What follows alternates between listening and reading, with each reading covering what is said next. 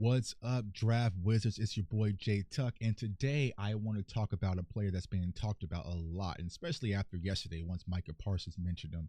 That is Abdul Carter out of Penn State, man. And the crazy thing, speaking of Micah Parsons, when you watch Abdul Carter play, he reminds me a lot of when I scouted Micah Parsons coming out of Penn State as well. So he's 6'3", 259 pounds. He's coming out of PA. So he's a Philly kid, man, and he is tough as nails. When you watch him play, man, he is completely disruptive. So he started for Penn State as a true freshman, also had a phenomenal sophomore season. This year is his junior season. But last year, man, he pretty much set the league on fire, and he's continuing to do so. Now, when you watch Abdul Carter play, right, he's not just a one-trick pony. He can do a lot of different things. He can get you tackles, he can get you sacks, he can get you interceptions. Like, he just has a nose for being around the football. The games that I've scouted, once again, not watched and scouted, I've done West Virginia, which we'll talk about in the film session, Ohio State, and I also did UCLA, right? But when it comes to Abdul Carter, thus far for this season, he has 40 tackles total. He has 8 sacks and 2 forced fumbles. Like I said, he's completely disruptive. And when you watch where he primarily lines up on the right side. But Penn State kind of uses him in that Micah Parsons capacity. They kind of line him in the A gap, B gap, depending on their opponent. So he's pretty much fluid. He can stand up and also put his hands in the dirt. So let's go ahead and get over into the film.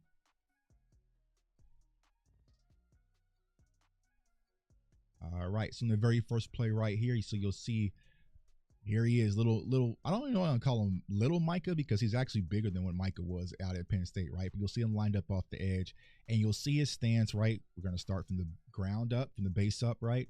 So cocked stance a little bit because he's a guy that likes to rev up, and if you watch him, right, he likes to rev up that foot, like to rev up that foot. Watch him.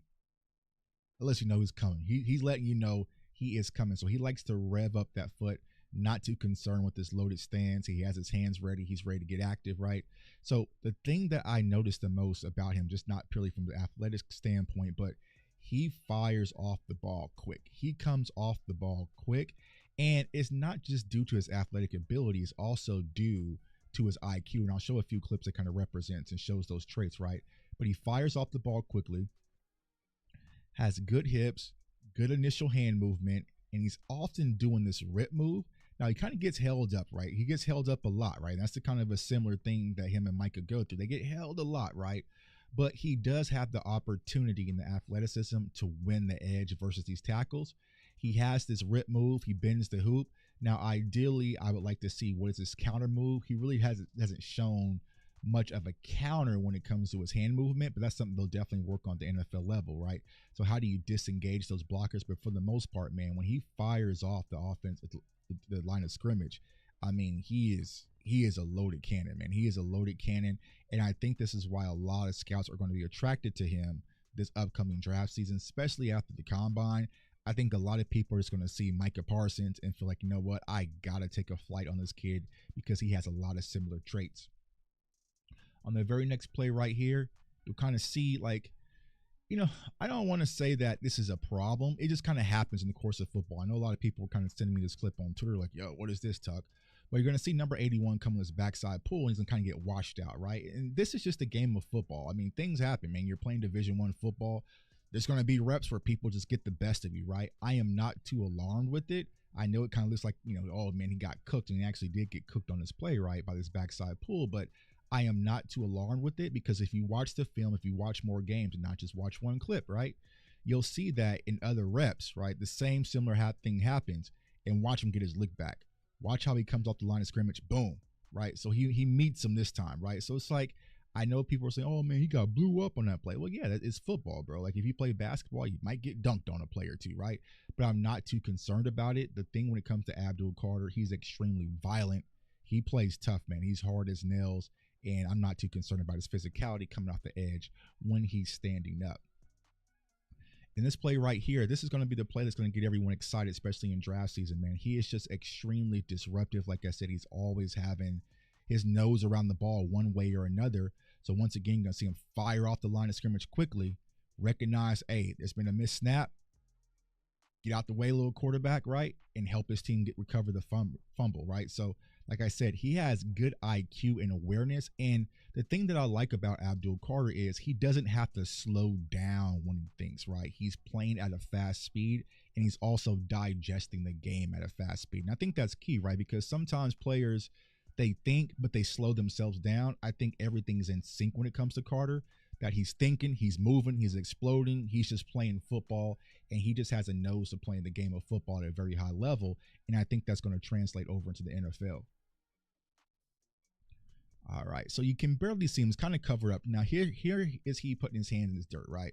So me personally, I think if you're going to try to make him a hands in the dirt defensive end like they're doing with Micah, right, it's going to take some work. I don't think that suits his best traits, because when he comes off in a 3-point stance or a 4-point stance in some cases, right, he doesn't come off with the same velocity and play with the same force as when he's standing up. So ideally, I think he would be more like a 3-4 edge, right? But I know some team might try to put his hand in the dirt.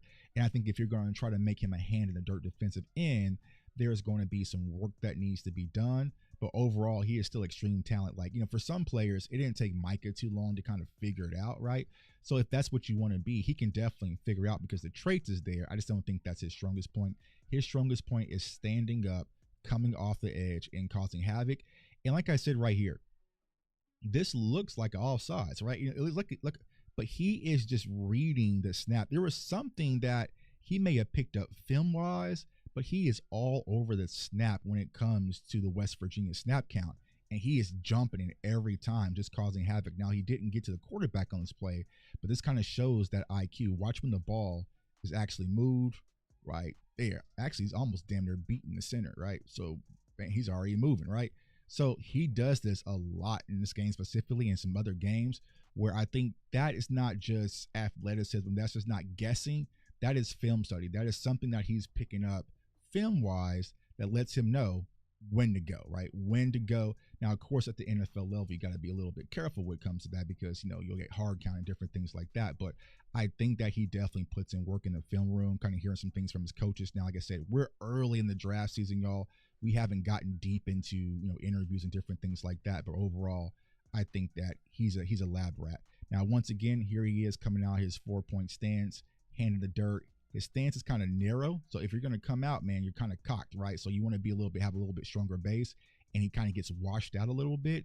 So like I said, I think that's going to be his biggest opportunity to gain some work, is if he's going to be a hand in the dirt guy.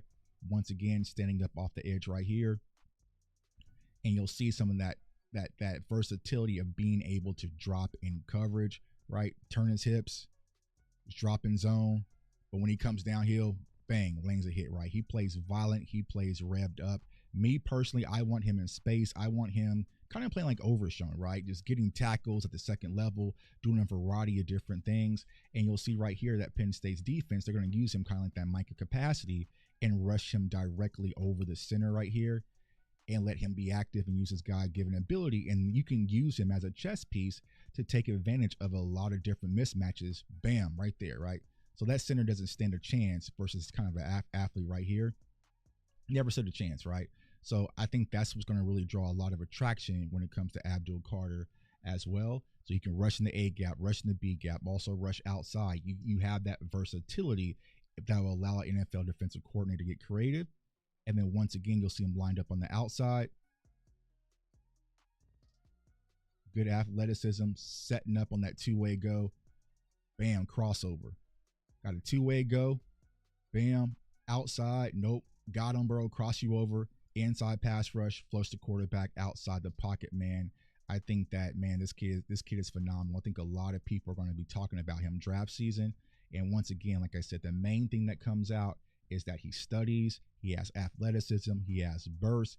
It's a full package, man. I think he might be one of the best defensive players in this year's class.